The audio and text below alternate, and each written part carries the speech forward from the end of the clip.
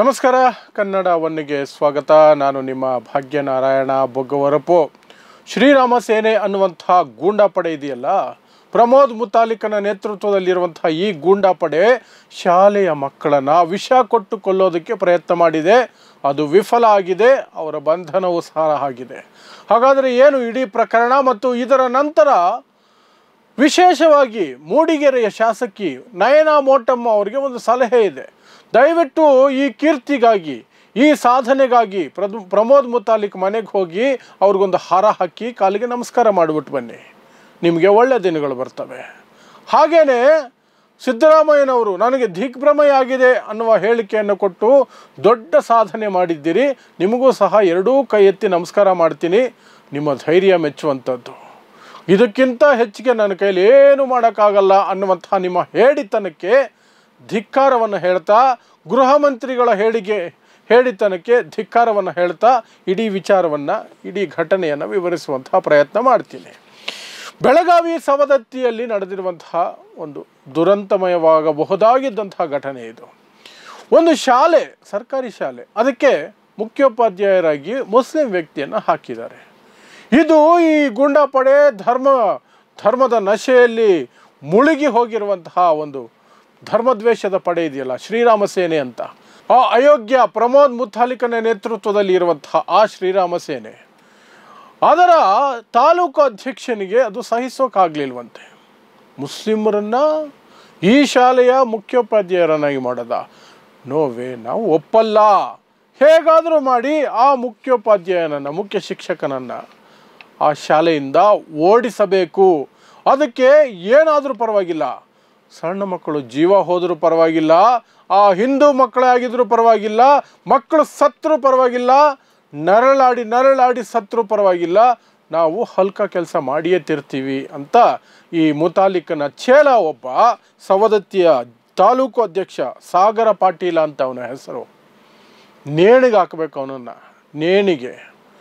ಅವನ ಜೊತೆಯಲ್ಲಿ ಪ್ರಮೋದ್ ಮುತಾಲಿಕನು ಎಳ್ಕೊಂಡು ಬಂದು ಹಾಕಬೇಕು. ಏನು ಮಾಡಿದ್ದಾನೆ ಅಂದರೆ, ಆ ಶಾಲೆಯಲ್ಲಿರುವಂತಹ ನೀರಿನ ಟ್ಯಾಂಕ್ಗೆ ವಿಷ ಹಾಕಿಸಿದ್ದಾನೆ.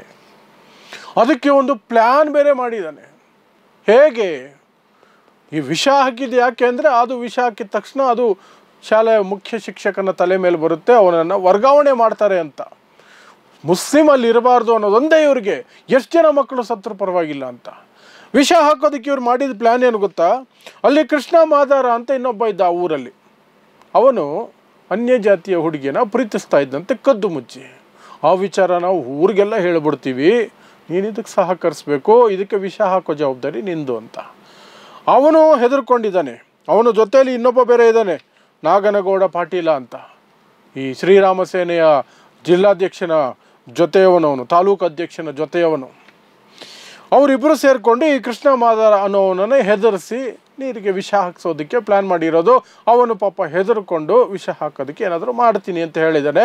ಅವನೇನು ಮಾಡಿದ್ದಾನೆ, ಆ ಸ್ಕೂಲಲ್ಲಿರುವಂಥ ಒಂದು ಮಗುನ ಕರೆದುಬಿಟ್ಟು, ನಿನಗೆ ಚಾಕ್ಲೇಟ್ ಕೊಡಿಸ್ತೀನಿ, ಕುರ್ಕುರೆ ಕೊಡಿಸ್ತೀನಿ, ಜೊತೆಗಿದೆ ಒಂದು 500 ರೂಪಾಯಿ ಇಟ್ಕೋ, ಈ ವಿಷದ ಬಾಟ್ಲಿದೆ, ಈ ಬಾಟ್ಲಲ್ಲಿ ಔಷಧಿ ಇದೆ, ಇದನ್ನು ನೀರಿನ ಟ್ಯಾಂಕಲ್ಲಿ ಹಾಕ್ಬಿಡು ಅಂತ ಪಾಪ ಸಣ್ಣ ಮಗು ಕೈಯಲ್ಲಿ ಕೊಟ್ಟು ಕಳಿಸಿದ್ದಾನೆ. ಆ ಮಗು ಚಾಕ್ಲೇಟು, ಕುರ್ಕುರೆ, 500 ರೂಪಾಯಿ ದುಡ್ಡು, ಅದಕ್ಕೇನು ಗೊತ್ತು ಪಾಪ, ಜಗತ್ತು ಅರಿಯದ ವಯಸ್ಸು, ಸಣ್ಣ ಮಕ್ಕಳು ಸ್ಕೂಲು, ಪ್ರೈಮರಿ ಸ್ಕೂಲ್, ಹೋಗಿ ಸುರಿದ್ಬಿಟ್ಟಿದೆ. ಆದರೆ ಆ ಮಗು ಮಾಡಿದ್ದು ಒಂದು ಕೆಲಸ ಮುಂದಕ್ಕೆ ಇವರೆಲ್ಲ ಲಾಕ್ ಆಗಂಗೆ ಮಾಡ್ತು. ಏನು, ಆ ವಿಷದ ಬಾಟ್ಲನ್ನು ಅಲ್ಲೇ ಇಟ್ಬಿಟ್ಟು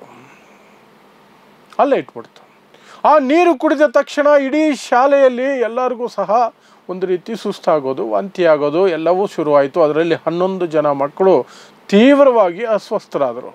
ತಕ್ಷಣ ಅವ್ರನ್ನೆಲ್ಲ ಆಸ್ಪತ್ರೆಗೆ ಸೇರಿಸಿದ್ರು. ಅದೃಷ್ಟವಶಾತ್ ಅಂತ ಕರೀತಿರೋ ಅಥವಾ ಕಾಕತಾಳಿ ಅಂತ ಕರೀತಿರೋ, ಯಾರಿಗೂ ಏನೂ ಆಗಲಿಲ್ಲ, ಜೀವಕ್ಕೆ ಏನೂ ಆಗಲಿಲ್ಲ. ಸ್ವಲ್ಪ ನರಳಿದ್ರು, ಕಷ್ಟಪಟ್ಟರು, ನೋವಾಯಿತು, ಬಟ್ ಎಲ್ಲರೂ ಸಹ ಸೇಫಾಗಿ ಮನೆಗಳು ಸೇರ್ಕೊಂಡಿದ್ದಾರೆ ಆಸ್ಪತ್ರೆಯಿಂದ. ಅದಾದ ನಂತರ ಪೊಲೀಸರಿಗೆ ಡೌಟ್ ಬರುತ್ತೆ, ಅಲ್ಲಿನ ಶಿಕ್ಷಣಾಧಿಕಾರಿಗಳಿಗೆ ಡೌಟ್ ಬರುತ್ತೆ, ಒಂದು ಎನ್ಕ್ವೈರಿ ಮಾಡ್ತಾರೆ. ಎನ್ಕ್ವೈರಿ ಮಾಡೋ ಸಮಯದಲ್ಲಿ ಆ ಮಗು ಅಲ್ಲೇ ಬಿಸಾಕಿ ಹೋಗಿತ್ತಲ್ಲ ವಿಷದ ಬಾಟ್ಲು, ಅದು ಸಿಕ್ತು. ಅದರ ಜಾಡು ಹಿಡಿದು ಹೋದಾಗ ಈ ಕಂತ್ರಿ ಸಿಕ್ಕಾಕೊಂಡಿದ್ದು ತಾಲೂಕು ಅಧ್ಯಕ್ಷ, ಶ್ರೀರಾಮ ಸೇನೆ ಅನ್ನುವಂತಹ ಗೂಂಡಾ ಪಡೆಯ ತಾಲೂಕು ಅಧ್ಯಕ್ಷ.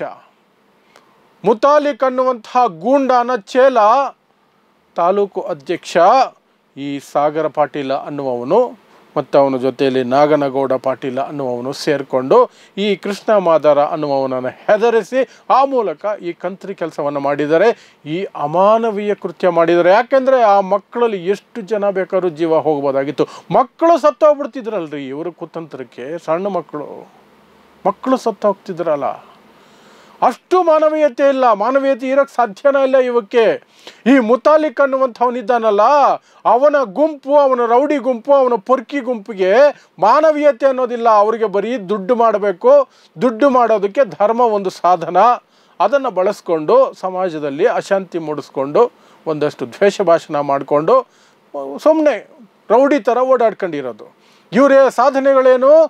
ಮಂಗಳೂರು ಪಬ್ ಅಟ್ಯಾಕು, ಈ ವ್ಯಾಲೆಂಟೈನ್ಸ್ ಡೇ ದಿನ ಮದುವೆ ಮಾಡ್ತೀನಿ ಅಂತ ಬ್ರೋಕರ್ ಕೆಲಸ ಮಾಡೋದು, ಬ್ರೋಕರ್ ಕೆಲಸ.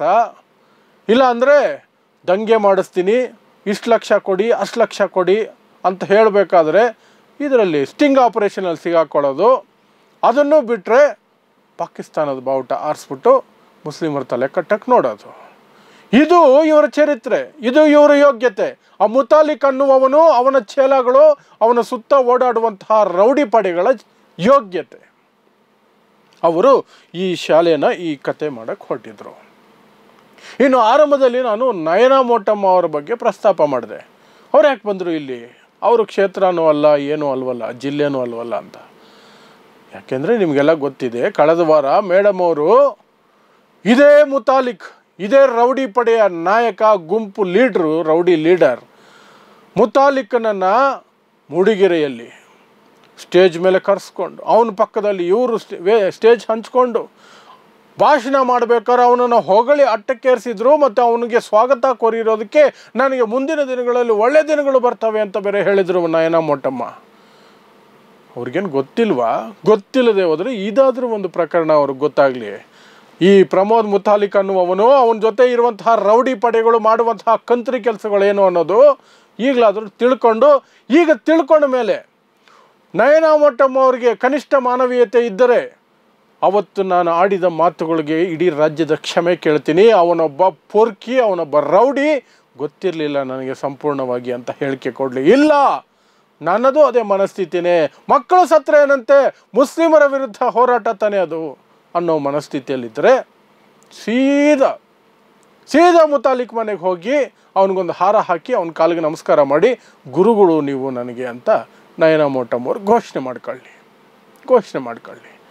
ಇನ್ನು ಈ ರಾಜ್ಯ ಸರ್ಕಾರ ಅಂತ ಒಂದಿದೆಯಲ್ಲ, ಸಿದ್ದರಾಮಯ್ಯ ನೇತೃತ್ವದ ಕರ್ನಾಟಕ ಸರ್ಕಾರ, ಅದರಲ್ಲಿ ಒಂದು ಗೃಹ ಇಲಾಖೆ ಅಂತ ಒಂದಿದೆಯಲ್ಲ, ಪರಮೇಶ್ವರ್ ಅವರು ಸಚಿವರು, ಅದಕ್ಕೆ ಗೃಹ ಮಂತ್ರಿಗಳು, ಅವರಿಬ್ಬರಿಗೂ ಒಂದೇ ಮಾತು ಹೇಳೋದು, ನಿಮ್ಮಷ್ಟು ಹೇಡಿಗಳು, ನಿಮ್ಮಷ್ಟು ಕೇಡಿಗಳು ಈ ರಾಜ್ಯದಲ್ಲಿ ಸದ್ಯಕ್ಕಂತೂ ಯಾರಿಲ್ಲ.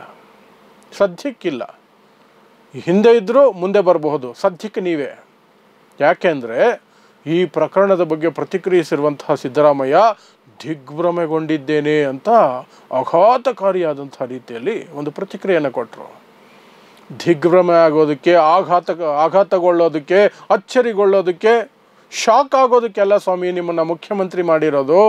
ಇಂತಹ ಕಂತ್ರಿಗಳನ್ನು ಹಿಡಿದು ಒಳಗೆ ಬಿಸಾಕಿ ಅಂತ ಒಬ್ಬನೇ ಒಬ್ಬ ಹಿಂದುತ್ವದ ಹೆಸರಿನಲ್ಲಿ ರೌಡಿಸಮ್ ಮಾಡೋನು ಇಲ್ಲಿವರೆಗೂ ಅರೆಸ್ಟ್ ಮಾಡಿದ್ದೀರಾ? ನಿಮ್ಮ ಯೋಗ್ಯತೆಗೆ, ನಿಮ್ಮ ಧೈರ್ಯಕ್ಕೆ, ನಿಮ್ಮ ಹೇಡಿತನಕ್ಕೆ. ಪರಮೇಶ್ವರ್ ಅವರೇ, ನೀವು ಅಷ್ಟೇ, ನಿಮ್ಮ ಹೇಡಿತನಕ್ಕೆ ಇಡೀ ರಾಜ್ಯ ಅನುಭವಿಸ್ತಾ ಇದೆ. ಒಬ್ಬನೇ ಒಬ್ಬ ರೌಡಿಯನ್ನು ನೀವು ಅರೆಸ್ಟ್ ಮಾಡೋಕ್ಕೆ ನಿಮಗೆ ಯೋಗ್ಯತೆ ಇಲ್ಲ, ಶಕ್ತಿ ಇಲ್ಲ, ದಮ್ಮಿಲ್ಲ, ತಾಕತ್ತಿಲ್ಲ.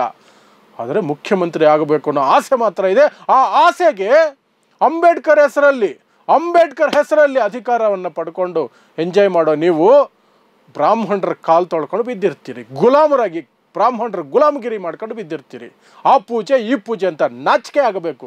ಈ ಪರಮೇಶ್ವರ್ ಅನ್ನುವಂಥ ಎಂತ ಕರಿತೀರಿ, ಒಂದು ರೀತಿ ಕುತಂತ್ರಿ ಪರಮೇಶ್ವರ. ಮತ್ತಿದ್ರೆ ದಲಿತ ಲೀಡರ್ ಹೋಗಿ ಬೀಳೋದಕ್ಕೆ ಬ್ರಾಹ್ಮಣರ ಕಾಲ್ಗೆ ಅಸಹ್ಯ ಹುಟ್ಟುತ್ತೆ ನಿಮ್ಮನ್ನೆಲ್ಲ ನಾಯಕರು ಅಂತ ಹೇಳ್ಕೊಳ್ಳೋಕ್ಕೆ. ನೀವೆಲ್ಲ ಆಳಬೇಕು ಈ ರಾಜ್ಯನ. ಮುಖ್ಯಮಂತ್ರಿ ಆಸೆ ಬೇರೆ ಪರಮೇಶ್ವರ್ಗೆ. ನಾಚಿಗೆಟ್ಟಂತಹ ಕೆಲಸಗಳು ಮಾಡೋದು, ದಲಿತರ ಹೆಸರಲ್ಲಿ ಓಟ್ ಹಾಕಿಸ್ಕೊಳ್ಳೋದು, ಅಂಬೇಡ್ಕರ್ ಹೆಸರಲ್ಲಿ ಅಧಿಕಾರ ಪಡ್ಕೊಳ್ಳೋದು, ಬ್ರಾಹ್ಮಣರ ಗುಲಾಮಗಿರಿ ಮಾಡೋದು. ಈಗ ಈ ಪ್ರಕರಣದಲ್ಲಿ ಬರೀ ದಿಗ್ಭ್ರಮೆ, ಸೂಕ್ತ ಕ್ರಮ, ಕಠಿಣ ಕ್ರಮ ಅಂತ ಹೇಳಿ ಬಿಟ್ಬಿಡೋದು. ಯಾಕೆ ಮುತಾಲಿಕ್ನ ಯಾಕೆ ಇದರಲ್ಲಿ ಹಾಕ್ಕೊಂಡು ಎತ್ಕೊಂಡು ಹೋಗೋಕ್ಕಾಗಲ್ಲ? ಅವನೇ ತಾನೇ ಇವ್ರಿಗೆಲ್ರಿಗೂ ಲೀಡ್ರು. ಅದು ಇದೊಂದೇನಾ ಒಂದು? ಎಷ್ಟಿದ್ದಾವ ಒಂದು? ಅವನನ್ನು ಅರೆಸ್ಟ್ ಮಾಡಬೇಕಂದ್ರೆ 100 ಕೇಸ್ ಸಿಗ್ತವೆ. ಆದರೆ ನಿಮಗೆ ದಮ್ಮಿಲ್ಲ, ತಾಕತ್ತಿಲ್ಲ, ಹೇಡಿಗಳು ನೀವು.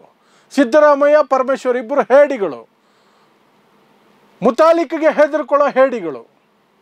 ಅದಕ್ಕೆ ಮಕ್ಕಳನ್ನು ಕೊಲ್ಲೋದಕ್ಕೆ ನೋಡಿದ್ರು ಸಹ, ಅಮಾಯಕ ಶಾಲಾ ಮಕ್ಕಳನ್ನು ಕೊಲ್ಲೋದಕ್ಕೆ ನೋಡಿದ್ರು ಸಹ ಬರೀ ದಿಗ್ಭ್ರಮೆ, ಆಘಾತ ಆಗಿದೆ, ಶಾಕ್ ಅಲ್ಲಿದ್ದೀನಿ.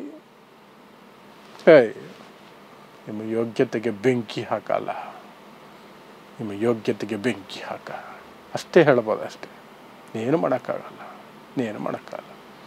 ಇದಿಷ್ಟು ಅಲ್ಲಿ ಶಾಲೆಯಲ್ಲಿ ಮುಗ್ಧ ಮಕ್ಕಳಿಗೆ ವಿಷ ಹಾಕೋದಕ್ಕೆ ಶ್ರೀರಾಮ ಸೇನೆ ಪಡೆ ಕಡೆಯಿಂದ ನಡೆದಂತಹ ದೊಡ್ಡ ಉಗ್ರವಾದಕ್ಕೆ ಸವಾಲಾಗುವಂತಹದ್ದಿದು. ಉಗ್ರವಾದಕ್ಕೆ ದೊಡ್ಡ ಕೃತ್ಯ ಇದು, ಉಗ್ರವಾದಕ್ಕಿಂತ ದೊಡ್ಡ ಕೃತ್ಯ, ಒಂದು ಪ್ರಯತ್ನ.